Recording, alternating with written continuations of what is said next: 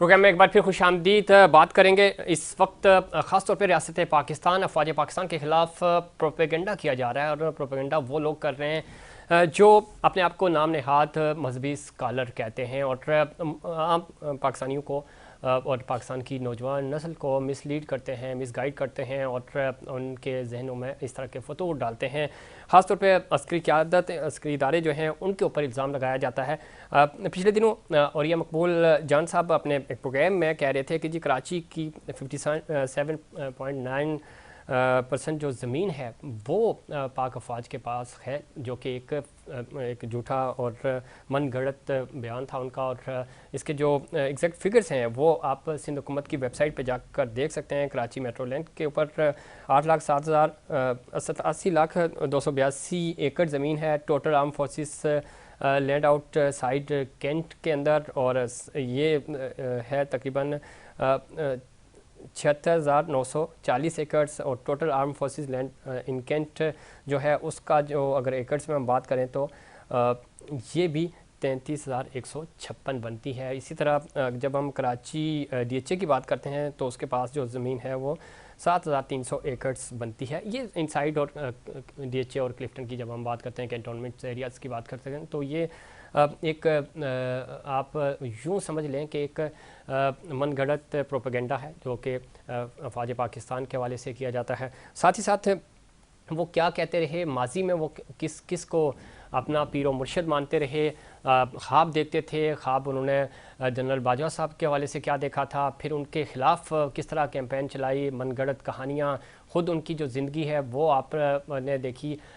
24 साल ज़ाहिर वो ब्यूरोक्रेट थे साबिक, और 24 साल मनपसंद स्टेशन यानी बलूचिस्तान में इंतहाई खुशहाली की ज़िंदगी गुजारी। और वहाँ पे इनका जो काम थे वो अगर हम कारनामे आपको गिनवाएं तो वो ऐसी चीज़ें हैं जो हम किसी फैमिली टॉक शो में नेशनल टीवी पे डिस्कस भी नहीं कर सकते।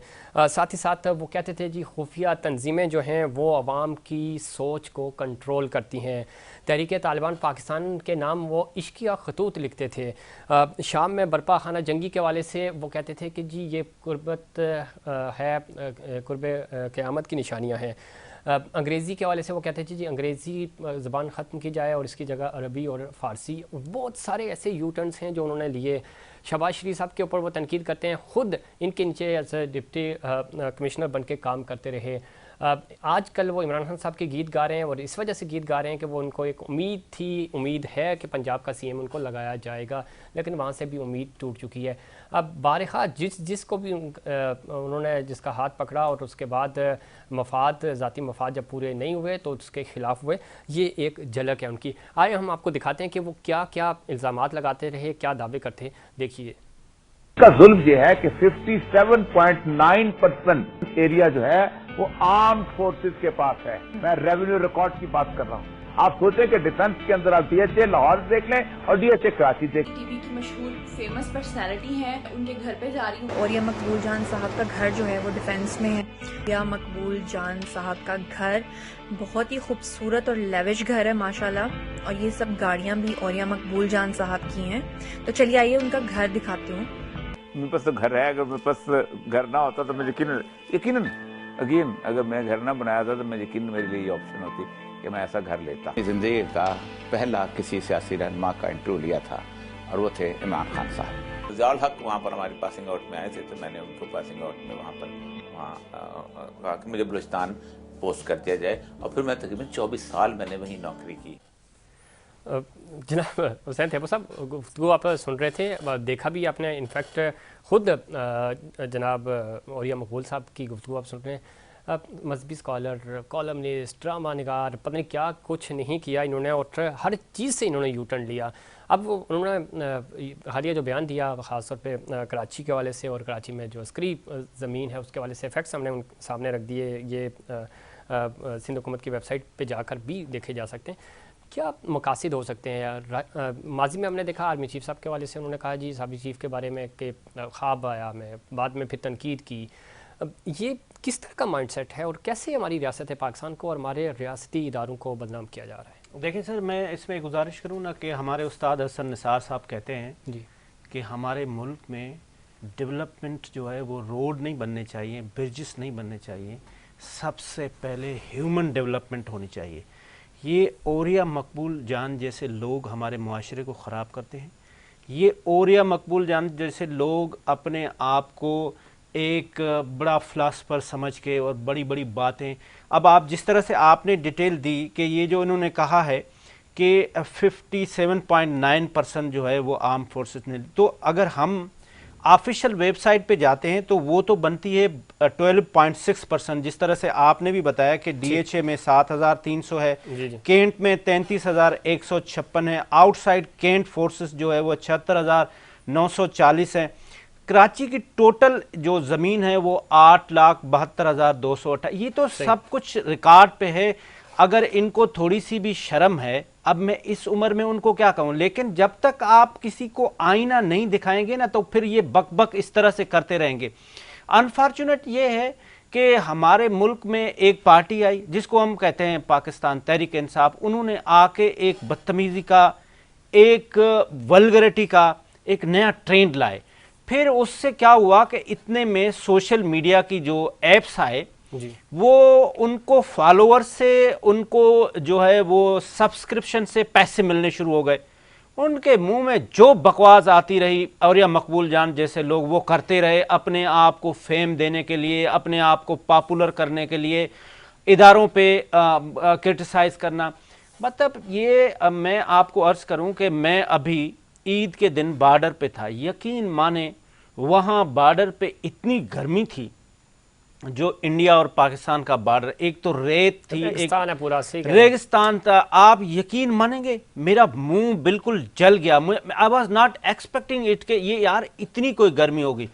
फिर वो बॉर्डर की कॉम्प्लिकेशन ऐसी थी कि वो रेत में घुस के वहाँ पे जो सोल्जर्स थे वो परफॉर्म कर रहे थे, अपने ऊपर झाड़ियाँ रख के वो परफॉर्म कर रहे थे, वो ऐसे ऐसे जगह पे खड़े होके, और वो दूर भी नहीं लगा क्योंकि हमारे दुश्मन, हमारे मुल्क के साथ मसला ये है कि आपका दुश्मन आपको इतना कमज़ोर अगर समझता तो वो आता ना।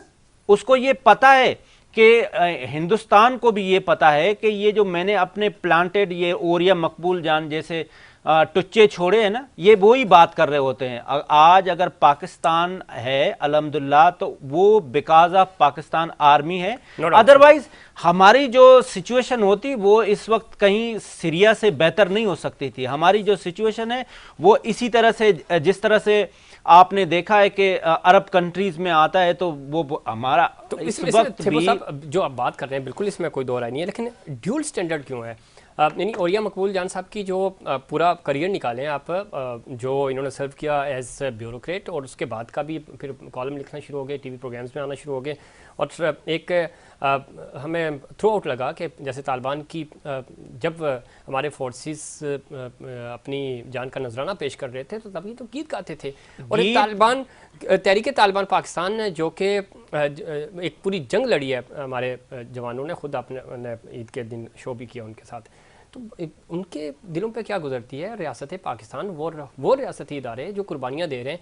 तो जब आप तालिबान के नाम पे इश्किया ख़त, मतलब आप माहौल बनाते हैं पूरा, और इस माइंडसेट को एक मोटिवेशन देते हैं कि नहीं आप लोग सही हैं, आप जिहाद कर रहे हैं, और जिहाद भी वो जो औरिया मकबूल साहब जिसकी डेफिनेशन बता रहे हैं। देखें बात यह ना कि ये जो औरिया मकबूल साहब जैसे लोग हैं, स्टेट को चाहिए, रियासत पाकिस्तान को चाहिए, हमारे जो इंटीरियर मिनिस्ट्री है उसको चाहिए कि इन ऐसे लोगों के साथ हार्ड हैंड के साथ ट्रीट करे। एक तरफ हम लोग ज़रबे अज़ब और बाकी जो ऑपरेशन है वो कर रहे होते, एक तरफ से वो लोग इनको अपना स्पोक पर्सन मानते थे कि जी हमारी तरफ से बैठ के औरिया मकबूल जान साहब निगोशिएट करेंगे और आपकी बात करेंगे। तर्जमान बने होते थे और वो जाके और वो उनके खुतबात दे रहे होते थे। तो ऐसे लोगों को तो हमारे रियासत पता नहीं क्यों जो है वो उनको टीवी पे भी अलाउ करती है कि वो आके टीवी पे भी बात करें और वो जो बकबक करना शुरू कर दे। अब हम आज इसी प्रोग्राम के तहत औरिया मकबूल साहब को चैलेंज करते हैं ना, वो आए 57% जो है वो जमीन है, ये सिर्फ और सिर्फ ऐसे फिर यहां से ये बकबक करते हैं फिर वहां से वो इंडियन जो है वो उसको उठाते हैं और मेजर वो अपने कंटेंट का हिस्सा बनाते हैं, गौरव आर्या इसको। जैसे इडियट उसको उठाते हैं, वो सोशल मीडिया पे उसको फैलाते हैं। फिर वो आदिल राजा जैसे इडियट वो उसको उठाते हैं और वो फिर उसको सोशल मीडिया पे फैलाते हैं। हमें ये सोचना चाहिए हमारा पाकिस्तान है तो हम हैं, और ये आर्म फोर्सेस है तो हमारा पाकिस्तान की सलामती है।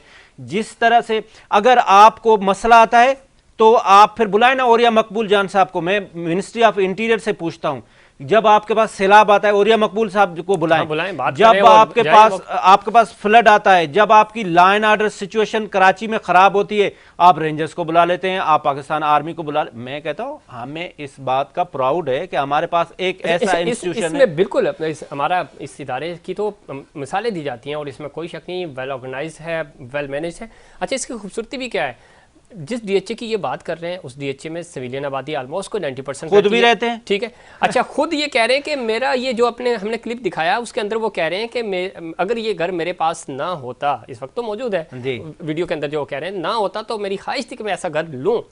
खुद आप इंजॉय कर रहे हैं क्योंकि एडमिनिस्ट्रेशन अच्छी है, वहाँ पे इन्वायरमेंट आपको बहुत अच्छा मिला है, और फिर उसी इदारे के खिलाफ आप तनकीद कर रहे हैं, उसी के ऊपर बात कर रहे हैं, तो यही तो मुनाफिकत है और क्या है। देखिए, और ये जो आप डीएचए की लैंड है ना, इसमें कंटोनमेंट क्लिफ्टन भी शामिल है, और वो कंटोनमेंट क्लिफ्टन की जो जमीन है वो कोई भी आम आदमी भी ले सकता है, और बाकी भी उधर सिविलियन बहुत सारे रह रहे हैं। तो बस आपको ये बदनाम करने के लिए, इमरान खान को खुश करने के लिए कि उसकी नजर पड़ जाए कि ओरिया मकबूल साहब, ओ वाह भाई वाह, तुम मेरे लिए बोल रहे हो, तो मैं वो तो भाई किसी का नहीं है, वो उसने तो बुजदार को दोबारा लगा देना है, आपको नहीं लगाना। तो आप क्या कह रहे हैं कि ये सीएम बनने के चक्कर में? नहीं, इनका चक्कर तो यही था ना कि मुझे कहीं केयर टेकर में लगा दे, मुझे कहीं एडवाइजर लगा दे, ये इसीलिए सारी चीजें कर रहे हैं ना। तो सर ये इन्होंने तो देखें, साबिक चीफ जनरल बाजवा साहब उनसे शुरू किया था, ख्वाब इन्होंने देखा था, उसमें भी मतलब कुफरिया कलमात अल्लाह माफ़ करे, तो मतलब ये इस हद तक चले जाते हैं। तो फिर